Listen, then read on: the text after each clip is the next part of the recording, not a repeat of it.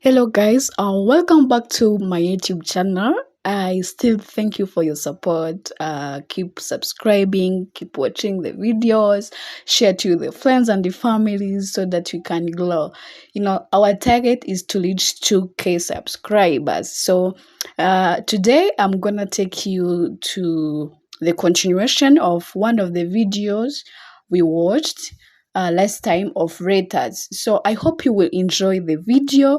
Let's keep the spirit, keep subscribing, keep watching the videos. So this is the continuation of the letters. So let's continue with the second letter. It is called E.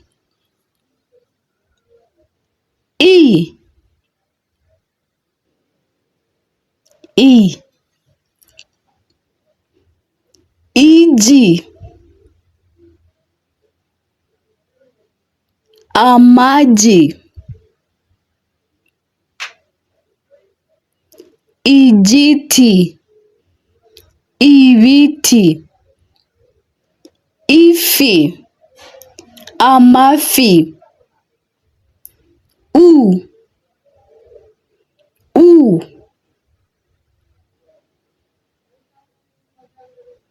Umubu. Ubumwe. Urubuto. Urubuto.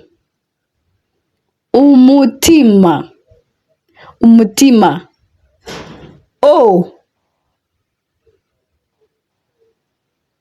Imodoka. Imodoka.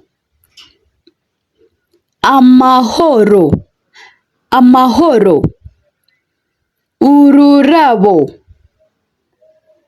Umusoro. Imisoro. The other letter is A. Icyizere. Ubwenge. Ikirere. Ikirere. Umugati. Umutwe. Amatwi. Urufunguzo. Ibihuha. Imashini.